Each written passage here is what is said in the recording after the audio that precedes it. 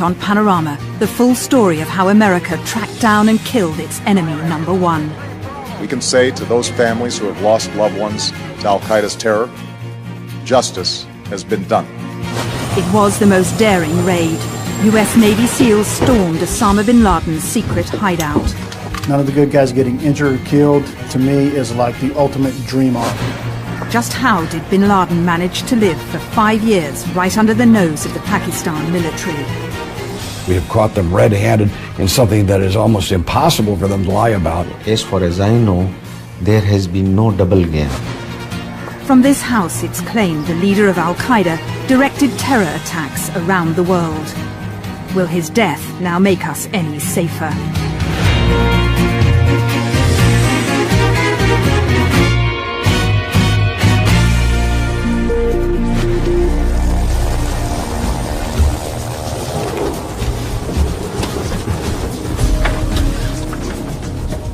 It was called Operation Geronimo, the mission to find the man who'd eluded the world's most powerful nation and 3 American presidents.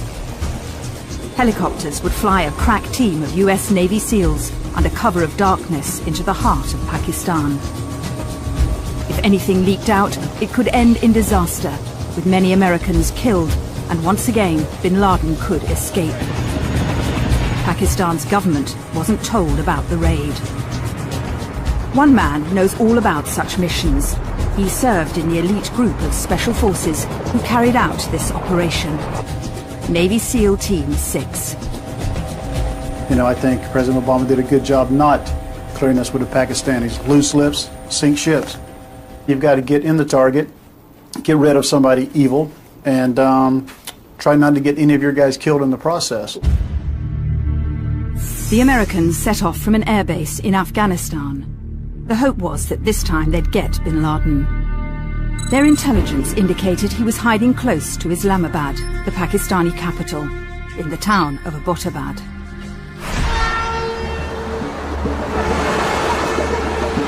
I'm on my way to Abbottabad. It's only about 80 miles from Islamabad. High in the hills, the town is cool and green, a place for holidays. It's bristling with army installations, including Pakistan's military academy, the country's equivalent of Sandhurst. Bin Laden's hideout is only half a mile away.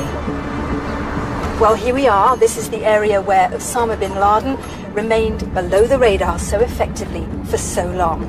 It's quiet, prosperous, middle class, and because of the high level of military installations, it's very secure. It's the one place that bin Laden felt sure of being protected from foreign spies and US attacks from the sky.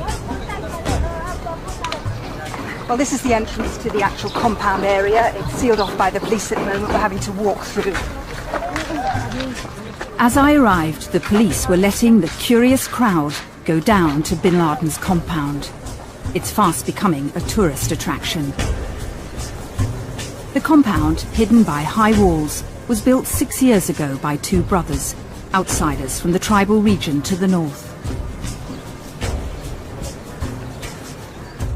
Bin Laden's nearest neighbour, Zian Mohammed, lives with his family just a few yards from Osama's front door. Who was in the compound? Did you have any connections with them? नहीं जी उन्हें तो पढ़ता है ऐसा मतलब अंदर ना छोड़ दें तो ना कैसे देकार जुड़ दें अरशद तारक खान बस ये 2 खाने 2 बंदे मतलब. The rumour was that the men who said they were Arshad and Tariq Khan were smugglers. The compound was the biggest in the area. Sari बच्ची की शादी हुई है बुलाया नहीं आए वो बड़े लोग के मतलब नहीं आए माल में फेंची उन्होंने गां रखी दी है बाकी वो आप खुद संभालते 12 आदमी फालतू उन्होंने छोड़ा ही नहीं है पर्दे बाहर का आ रहे गेट तो अंदर उन्होंने कोई बंदा नहीं छोड़ा साढ़े सामने.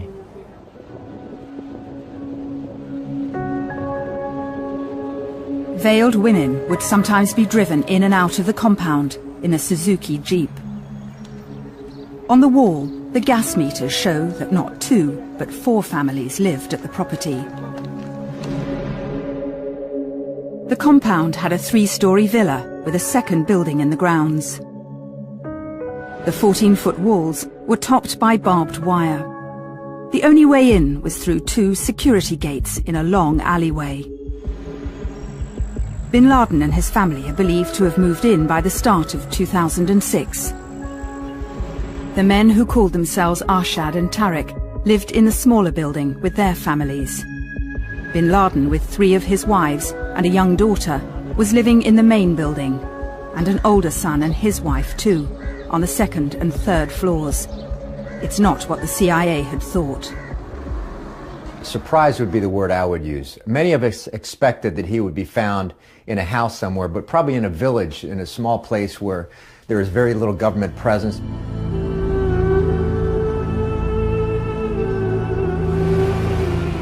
For years, the search for bin Laden had been fruitless, despite a $25 million bounty on his head.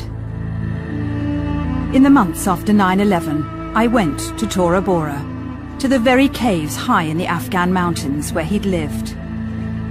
This was the last place he was known to be, nearly 10 years ago. US and British special forces had him surrounded after the collapse of the Taliban regime. Very top up there, that's supposedly where bin Laden's hanging out. But warlords helped him escape. Bin Laden was on the run for nearly a decade.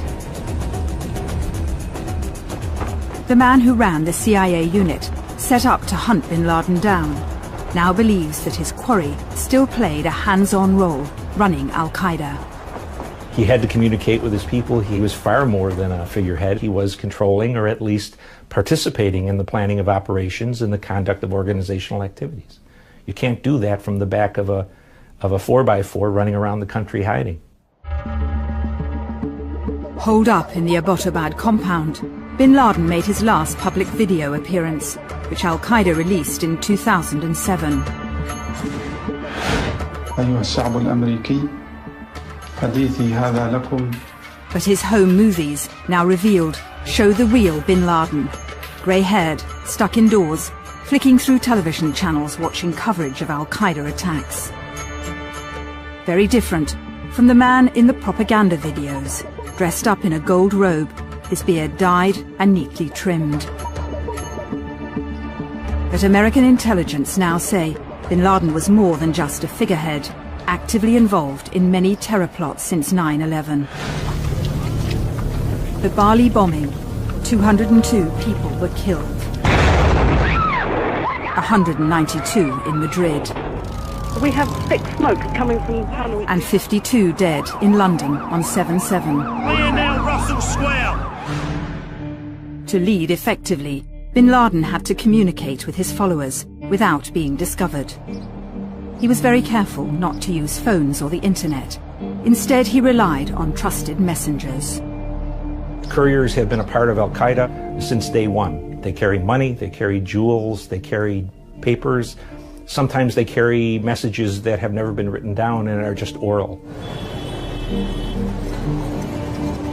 Since 9/11, the Americans had been building intelligence on bin Laden's couriers from militants they'd interrogated.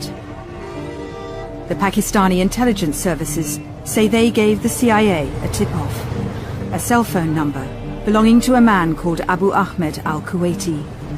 His international calls raised suspicions. Especially people who are talking to Saudi Arabia, and if the telephone or the cell is from Pakistan, then we try to monitor that. And this is what would have happened, that some intercept would have been shared. Last year, the CIA struck gold. The cell phone enabled them to track the courier, and he led them to the compound. Al-Kuwaiti turned out to be the man posing as Arshad Khan. His brother Tariq was Al-Qaeda too. This is not an episode of 24. What happens is you get a lead, you start to figure out from travel data or from internet data, from phone data, who this person might be. You're chasing 1,000 guys like this every day, and you never know which one's going to be the diamond in the rough.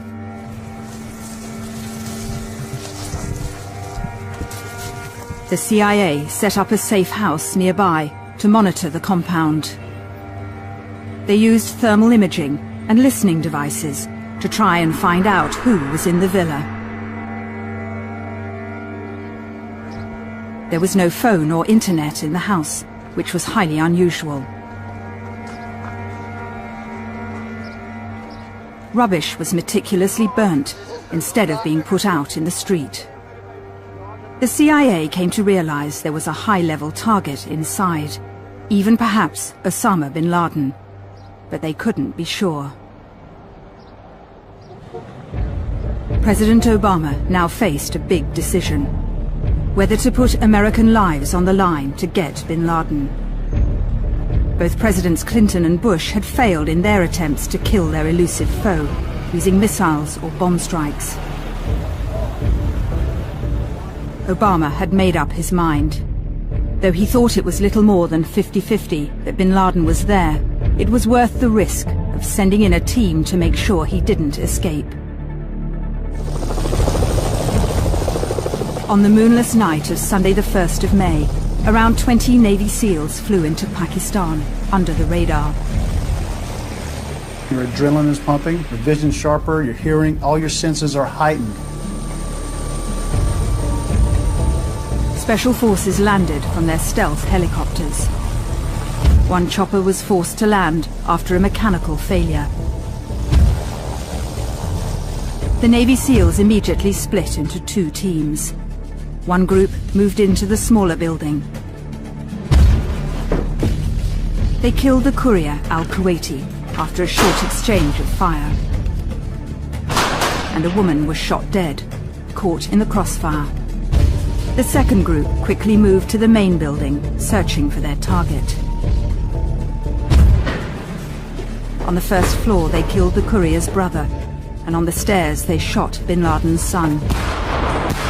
There's about 1 million things you have to think of, and you got literally tenths of a second to make that decision. The SEALs moved towards the third-floor bedroom.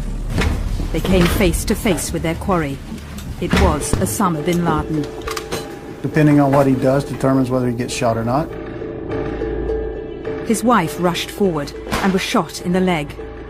Bin Laden, in his nightclothes, was killed with 2 bullets. He's believed to have had an AK-47 nearby and a pistol, but never used them.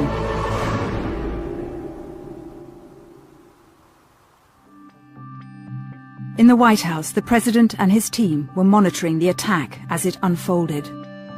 The news finally came that bin Laden was dead. It was greeted with silence, and then the president said, "We got him." A small team of Americans carried out the operation with extraordinary courage and capability. After a firefight, they killed Osama bin Laden and took custody of his body. There was euphoria on the streets of America, even though it was the middle of the night. By now, the Navy SEALs were safely out of Pakistan, taking bin Laden's corpse with them.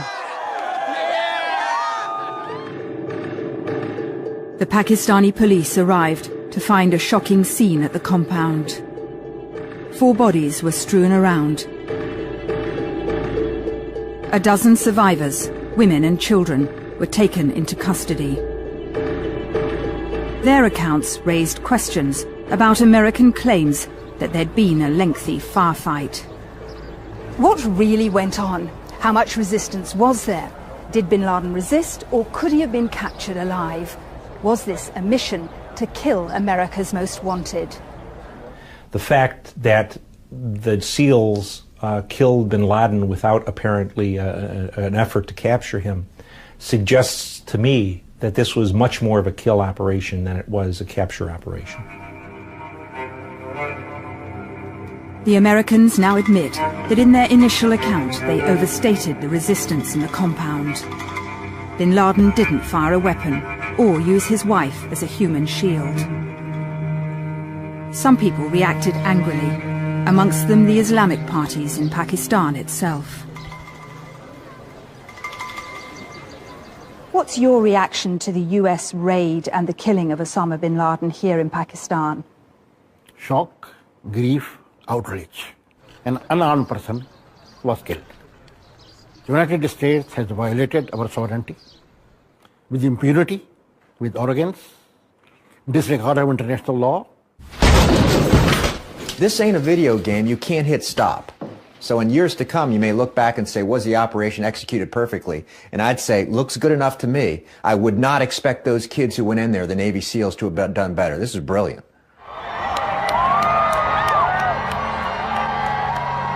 President Obama doesn't want to appear triumphant and risk inciting Muslims sympathetic to bin Laden. He made a trip to Ground Zero, however, after the raid, to honor bin Laden's victims and to meet their relatives. Among them, Jackie Eaton, who lost her British husband Robert in the North Tower at the World Trade Center. Nearly 10 years on, she has mixed feelings about bin Laden's death. Our world is still not what it was, will never be, in my opinion. And it gives you a little bit of satisfaction to know that he is gone and he got his, but it's of little consolation, I think, to a lot of people who have lost loved ones. I still feel like he's spread his poison enough in this world now that our war on terror and our fight continues.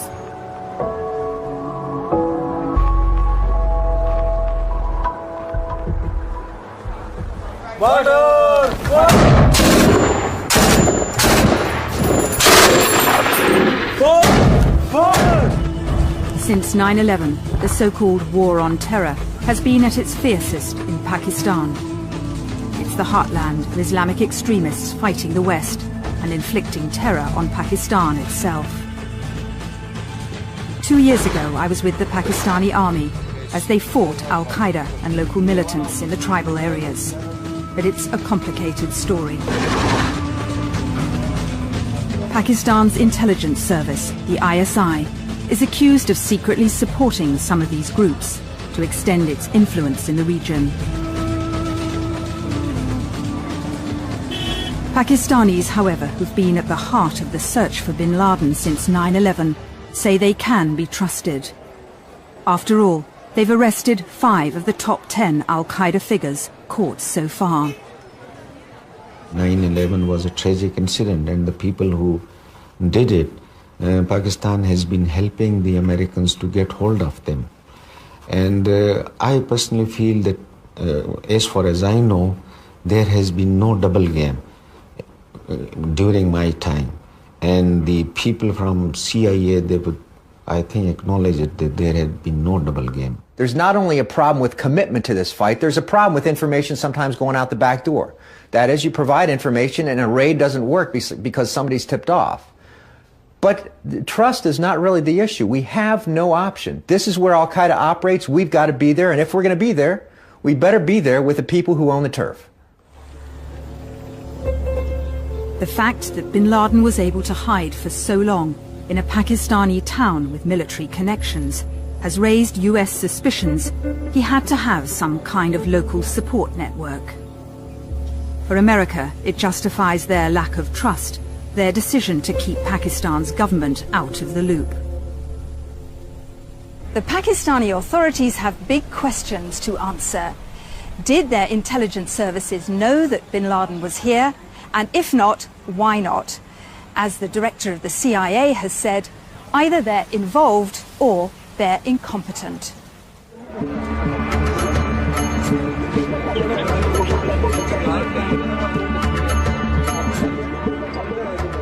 I wouldn't be surprised if some of the people in the Pakistani army or ISI knew. I think there probably are people who knew where he was, and a great many more people who regarded him as a hero.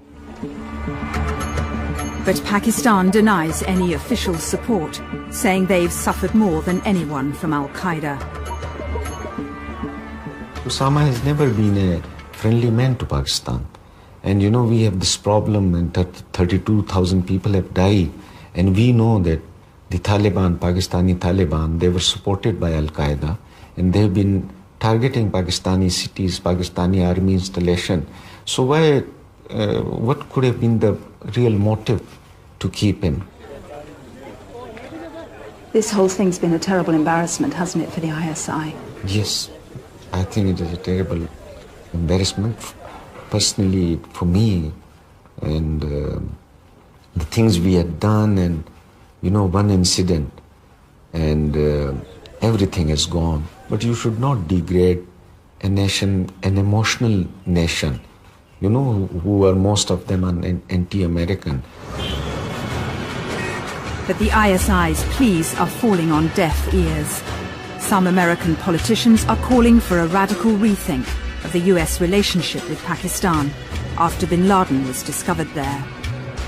They have been lying to us over the years, and if the radical Islamists, to which the Pakistani government and the Pakistani military is allied, are so important to them that they're willing to hide someone who's slaughtered 3,000 Americans, well, let them deal with their own problems from now on. They aren't our friend. We shouldn't treat them as a friend.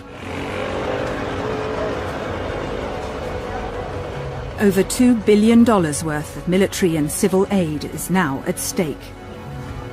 That's what America gives Pakistan each year to prevent the world's only Islamic nuclear state from collapsing. And last month, Britain doubled its aid to £350 million a year. Almost half will be spent helping some of the 17 million children who cannot afford to go to school. Kids like Asif and Faisal. Their father earns just £1 a day as a labourer. School में सही तरह पढ़ाई दे रहे हैं teacher सही school में दिल भी लग रहा है तो The boys have just been able to start school thanks to vouchers paid for by the British taxpayer. It's aimed at winning hearts and minds for the future. I think this is the only factor which we can answer against terrorism. Education, education, education. It is a matter of life and death in Pakistan. The lives of millions of poor Pakistanis could be affected because of what happened in Abbottabad. We should cut off all of our aid to Pakistan. They have thumbed their nose at us and lied to us and aided those people who wanted to murder our people for 2 decades now. Now's the time, with the death of Osama bin Laden, to change our strategic relationship and quit acting like fools. The Pakistanis quickly removed the debris from the compound. The crashed helicopter, which the Americans blew up when they left. Today, Pakistan's Prime Minister said the American allegations were absurd, but promised an investigation. Pakistan's now under immense scrutiny. They have to prove their commitment to the war on terror. If Osama bin Laden was able to live here in plain sight for such a long time, the question must be, who else is in Pakistan? What about Mullah Omar, the leader of the Taliban, whose men have killed so many British soldiers? Now America will expect Pakistan to deliver up the remaining top militant fugitives. President Obama is piling on the diplomatic pressure. But a year ago, his Secretary of State was explicit. I'm not saying that they're at the highest levels, but I believe that somewhere in this government are people who know where Osama bin Laden and Al-Qaeda is, where Mullah Omar and the leadership of the Afghan Taliban is, and we expect more cooperation to help us bring to justice, capture or kill those who attacked us on 9/11. In the raid, the Americans took away a treasure trove of material. Mobile phones, computer hard drives and memory sticks. The US claim this new information shows bin Laden's been actively involved in planning terrorist operations. But it could also enable the Americans to pin down and go after the leader of the Afghan Taliban. And bin Laden's number 2, Ayman al-Zawahiri, who's likely to become Al-Qaeda's new leader. He's been there now for 8 or 9 years. He's up on the airwaves more. with video than bin Laden is and with radio interviews. That suggests to me that he's out more, that people might see him more. I think there should be a lot of questions as we continue a partnership with the Pakistanis about what they know about the 2nd and 3rd and 4th and 5th in command. It's time for them to be afraid of us, okay? You are the terrorists. You are the people killing innocent people. So what you need to be afraid of is that next knock on the door might not be room service. The Americans flew Osama bin Laden's body to an aircraft carrier in the Arabian Sea. It was washed and placed in a white sheet in accordance with Muslim practice. Then it was put into a weighted bag and lowered into the ocean. The Americans decided not to release any pictures because they could be inflammatory. He has become a victim, a martyr. A martyr? Yeah. And the way they have tried to dispose of the body is against Islamic traditions, is against our religion, and I think it's against human rights. Across Pakistan, so far, the protests against the American raid have been smaller than expected. But religious parties warn that Osama bin Laden's death won't stop militancy in Pakistan. Now, the killing of bin Laden, will it stop his appeal? Is that the end of militancy? Not at all. That is the mistake, you see. It has never happened in history. Terrorism is the result of certain injustices, certain violations of human rights, certain political problems. America hopes bin Laden's death will mark a turning point, the end of his reign of terror. But Al-Qaeda will try to use his killing to keep the movement alive and inspire more attacks. Al-Qaeda's message is dying, and it has been for some years, mostly because they've killed too many innocent Muslims. This will accelerate the death of the message, but it will not mean the end of the messengers who already believe.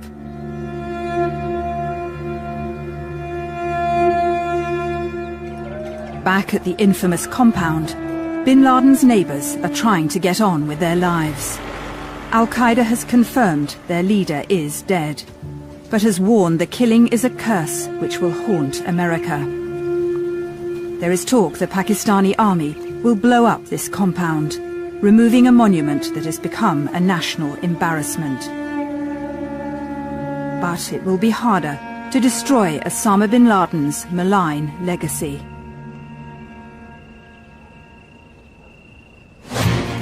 Next week, we investigate the illegal trade in electronic waste. How do our broken TVs end up on toxic dumps in West Africa?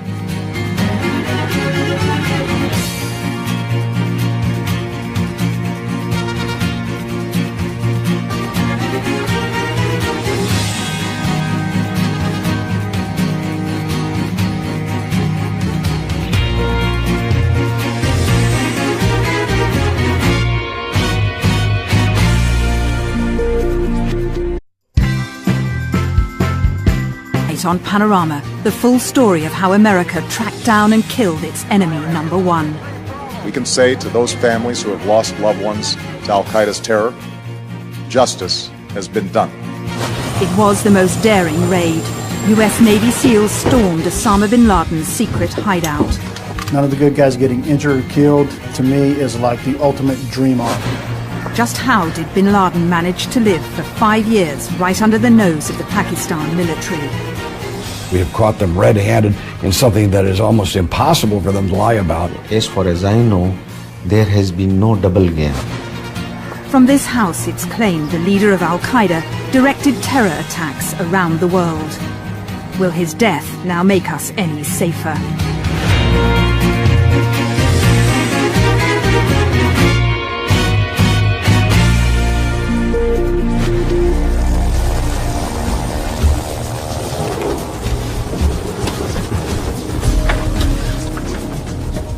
It was called Operation Geronimo, the mission to find the man who'd eluded the world's most powerful nation and 3 American presidents. Helicopters would fly a crack team of US Navy SEALs under cover of darkness into the heart of Pakistan. If anything leaked out, it could end in disaster, with many Americans killed, and once again, bin Laden could escape. Pakistan's government wasn't told about the raid. One man knows all about such missions. He served in the elite group of special forces who carried out this operation. Navy SEAL Team 6. You know, I think President Obama did a good job not clearing us with the Pakistanis. Loose lips, sink ships. You've got to get in the target, get rid of somebody evil, and try not to get any of your guys killed. Because of the high level of military installations, it's very secure. It's the one place that bin Laden felt sure of being protected from foreign spies and US attacks from the sky. Well, this is the entrance to the actual compound area. It's sealed off by the police at the moment. We're having to walk through. As I arrived, the police were letting the curious crowd go down to bin Laden's compound. It's fast becoming a tourist attraction.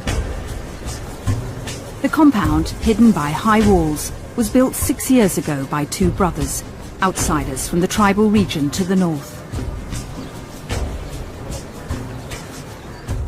Bin Laden's nearest neighbour, Zian Mohammed, lives with his family just a few yards from Osama's front door.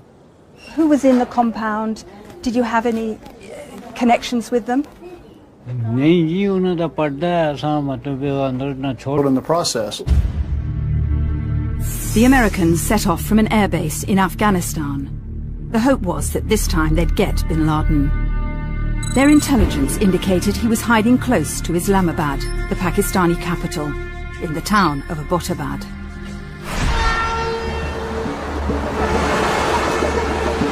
I'm on my way to Abbottabad. It's only about 80 miles from Islamabad.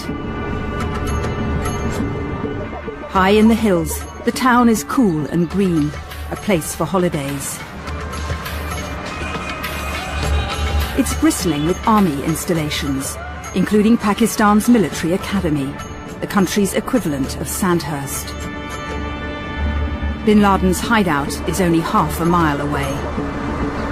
Well, here we are. This is the area where Osama bin Laden remained below the radar so effectively for so long. It's quiet, prosperous, middle class.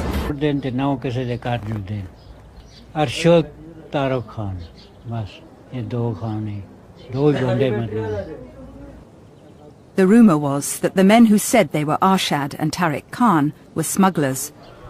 The compound was the biggest in the area. Sari बच्ची की शादी हुई है, बुलाया नहीं आए. वो बड़े लोग के मतलब नहीं आए. माल में फेंची उन्होंने गां रखी थी ये, बाकी वो आप खुद संभालते, 12 आदमी फालतू उन्होंने छोड़ा ही नहीं है. पर्दे बाहर का आ रहे, गेट तो अंदर उन्होंने कोई बंदा नहीं छोड़ा साढ़े सामने.